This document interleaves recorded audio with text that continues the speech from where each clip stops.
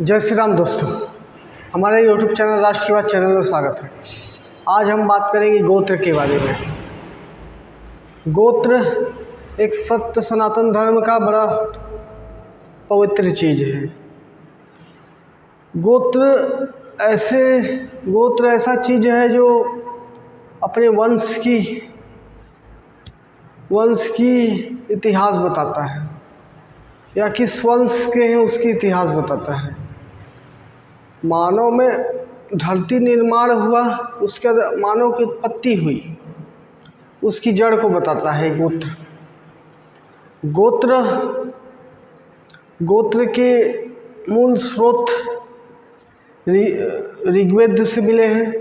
ब्रह्मा द्वारा रचित पुस्तक ऋग्वेद, उसमें गोत्र शब्द की व्याख्या की गई है। गोत्र के बाद वर्ण बटे, वर्ण के बाद जातियाँ बटे, लेकिन गोत्र क्या है? ओरिजिनल है। और गोत्र हर एक वंश के लिए एक मूलभूत और बुनियादी चीज़ है। इसको जानना जरूरी है, क्योंकि इससे मानव सभ्यता की उद्विकास की एक संकल्पना दिखती है। मुख्यतः भारत में मूल रूप से 7 गोत्र हुए, सप्तऋषि के गोत्र। ऋषि कश्यप, विश्वामित्र, अत्रि, भारद्वाज, ऐसे करके ऐसे ऋषि। उसके बाद एक ऋषि और अगस्त्य ऋषि के भी गोत्र को जोड़ा गया। तो मूल रूप से 7 गोत्र थे, भृगु, अत्रि, ये सब गोत्र। और उसके बाद अगस्त्य ऋषि को जोड़ा गया। यही हमारे ओरिजिनल गोत्र है। उसके बाद गोत्र समय, जगह पर, काम, व्यवसाय के हिसाब से परिवर्तित होते गए। जैसे कोई कश्यप गोत्र का है तो कहीं जगह के हिसाब से बाद में बदल लिया, या पूर्वज लोग के हिसाब से बदल लिया, या व्यवसाय के हिसाब से बदल लिया, या जिस जगह रहता था वैसे बदल लिया गया। क्योंकि हमारा, जैसे मैं गोत्र की जानकारी अध्ययन कर रहा था, तो मेरा गोत्र अभी वर्तमान का गोत्र सोनवानी गोत्र है। हो सकता है सोनवानी गोत्र तेली जाति का सोनवानी गोत्र, जाति तो बाद में आई। मेरा सोनवानी गोत्र हो सकता है हम लोग के पूर्वज सोन नदी के किनारे बसे होंगे, और उसके हिसाब से वहाँ के लोगों को, रहने वाले लोगों को, एक प्रकार के लोगों को, रहने वाले लोगों को सोनवानी गोत्र कहा गया। लेकिन मुख्यतः 7 ही गोत्र हैं। और एक गोत्र बड़ा एक साइंटिफिक चीज़ है। गोत्र क्या है?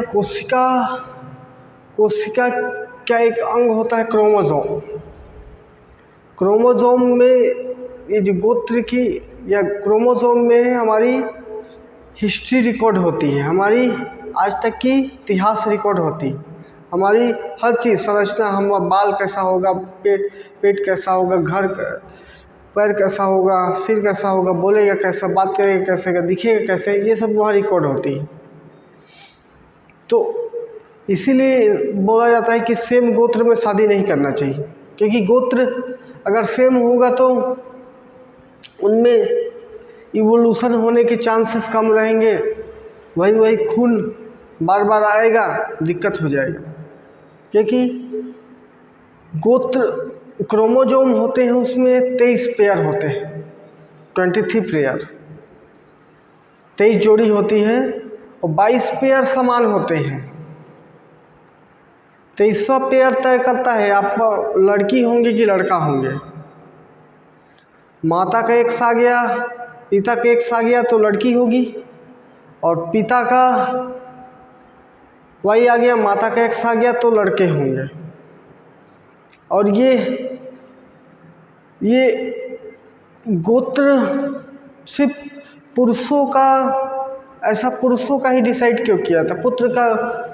या पुरुष का ही गोत्र को क्यों माना जाता है, इसका समझते हैं। क्योंकि महिला में एक सेक्स आ रहा है, महिला के किसी भी महिला या बच्चे में अध्ययन करेंगे तो माता या पिता का एक सेक्स ही आता है उसके में, तो एक सेक्स से आइडेंटिफाई नहीं कर सकते कि ये किस वंश का है।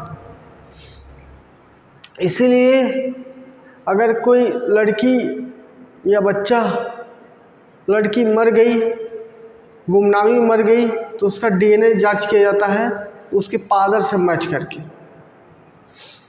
उसका डीएनए ऐसे देखा जाता है। तो एक आइडेंटिटी की है। और ये जैसे जैसे अगर एक ही परिवार में हुआ तो पुरुष में तो वाई पर ही निर्भर रहता है वो पूरा, और आइडेंटिटी पर बताता है अपने वंश की, अपने गोत्र की।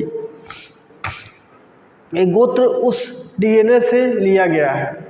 और सत्य सनातन धर्म बड़ा वैज्ञानिक धर्म है। इतने इतिहासों से, जन्म के निर्माण से, मानव उत्पत्ति की निर्माण से हम ऐसी डिफाइन कर दिए हैं कि सेम गोत्र में शादी होना, समान गोत्र में शादी नहीं होना चाहिए।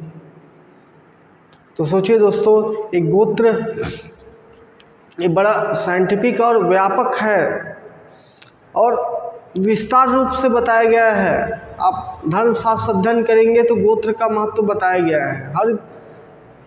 हर गोत्र की समानता को बताया गया है कि हमारे गोत्रों में शादी क्यों नहीं करना चाहिए, गोत्र की सेम गोत्र में शादी करने से क्या परिवर्तन हो सकता है, क्या नहीं हो सकता। इसका एक वैज्ञानिक कारण ये भी है, अगर सेम गोत्र में शादी हो गए तो महिला हुई तो उसको XX क्रोमोसोम ताकत देते हैं, दोनों मिलके एक दूसरे को एम्पावर करते हैं। लेकिन अगर अगर एक X कमज़ोर हो गया, Y कमज़ोर हो गया तो उनकी परेशानी होगी। तो ये जनरली ये परेशानी पुरुषों में ज़्यादा होती है। अगले पीढ़ी को जन्म देने के क्षमताओं को निर्भर करती है कि उसमें विकार क्या होंगे, उत्पन्न क्या हो सकते हैं, विकार क्या हो सकते हैं, दुख तकलीफ क्या हो सकता है, क्या परेशानी हो सकता है, उनमें सिम्पटम्स क्या हो सकते हैं। दोस्तों, एक गोत्र हमारा बड़ा व्यापक चीज़ है, वैज्ञानिक चीज़ है, सनातन धर्म का एक मूलभूत चीज़ है। गोत्र के बाद ही, हमारे वंश के बाद ही वर्ण व्यवस्था आई। जब गोत्र हो गए तो समाज को बांटा गया कि जैसे जैसे इंटरेस्ट था उस समय आदि काल में 4 ही मुख्यतः वर्णों में बांटा गया, 4 प्रकार के ही काम डिफाइन किया गया। धीरे धीरे फिर वर्ण फिर जातियों में टूट गई। लेकिन हमारा एक वर्ण हमारी ओरिजिन को, हमारे उद्भव को, हमारे मूल संरचना को बताता है। तो दोस्तों, एक गोत्र के लिए मेरा विचार था। आई होप आप लोग को अच्छा लगा तो वीडियो को लाइक करें, चैनल पर नए तो सब्सक्राइब करें, दोस्तों को शेयर भी करें। धन्यवाद दोस्तों।